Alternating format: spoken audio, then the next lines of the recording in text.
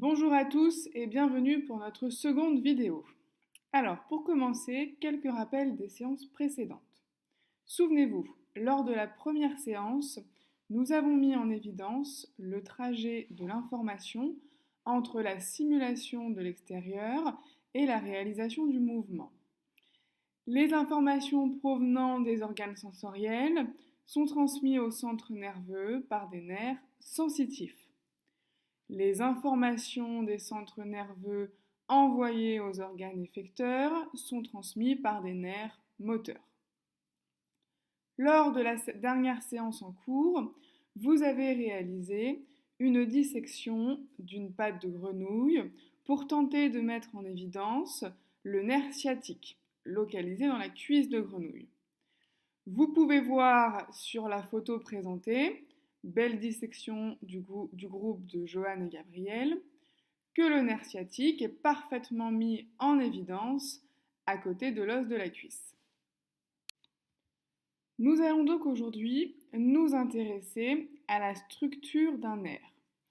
Nous savons maintenant qu'il permet la liaison entre les centres nerveux et les organes effecteurs. Cependant, nous pouvons nous demander de quoi est-il constitué.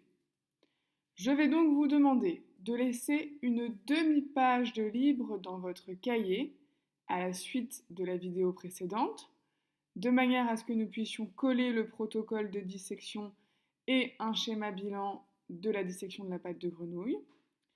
Une fois que vous avez laissé une demi-page de libre, vous notez grand 3, la structure d'un nerf.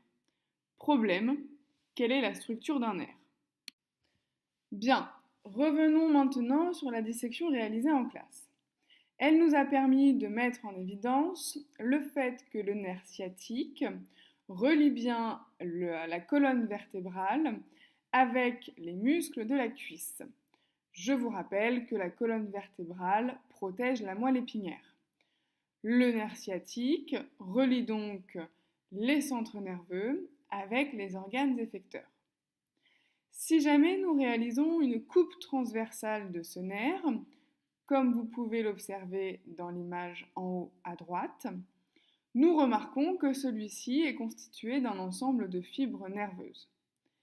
Les fibres nerveuses correspondent à des paquets arrondis, paquets d'éléments que nous allons tenter de mettre en évidence un petit peu plus tard. Au contraire, si nous déchirons le nerf, si nous le dilacérons, nous pouvons cette fois observer non plus des éléments arrondis, mais des éléments allongés qui correspondent aussi aux fibres nerveuses. On peut donc en conclure qu'un nerf est constitué d'un ensemble de fibres nerveuses. Cependant, nous ne savons toujours pas quel est l'élément constitutif de ces fibres nerveuses. Petit schéma récapitulatif. Si nous réalisons une coupe transversale d'un nerf, nous pouvons remarquer qu'il est constitué d'un ensemble de paquets arrondis, appelés fibres nerveuses, ainsi que de vaisseaux sanguins. Ces fibres nerveuses semblent, elles, constituées d'éléments appelés axones d'un neurone. Mais qu'est-ce que les axones? Pour tenter de définir ce qu'est un neurone, nous allons prendre comme exemple la maladie de Parkinson.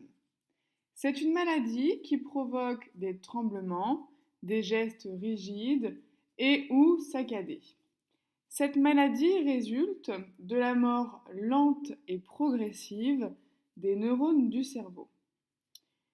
Elle a donc un lien direct entre neurones et entre mouvements, ce qui signifie que les neurones jouent un rôle essentiel dans le mouvement.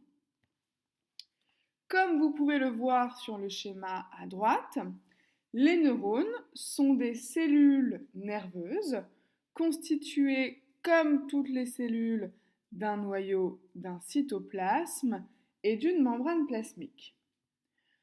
Le noyau des neurones se trouve dans la partie appelée corps cellulaire. Le corps cellulaire est donc constitué du noyau ainsi que des dendrites. Il se trouve toujours dans un centre nerveux, soit la moelle épinière, soit le cerveau.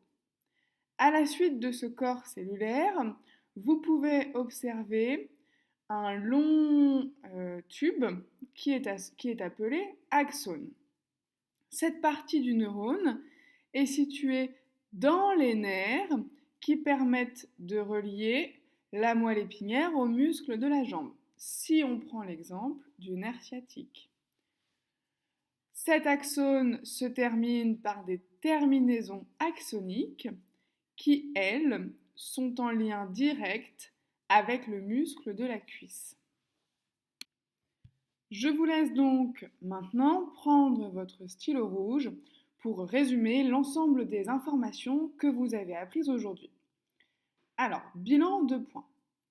Les nerfs sont constitués d'un ensemble de fibres nerveuses. Les fibres nerveuses sont, quant à elles, constituées d'un ensemble d'axones. Les axones sont des éléments constitutifs des neurones.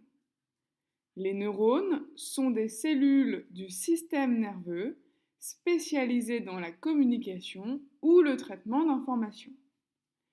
Les neurones sont constitués d'un corps cellulaire, de dendrites, d'un noyau, d'un axone et de terminaisons axoniques. Les noyaux des neurones sont toujours localisés dans un centre nerveux. Nous allons donc, la prochaine fois, tenter de comprendre comment les neurones peuvent-ils communiquer entre eux au sein des centres nerveux. Merci à tous de votre attention.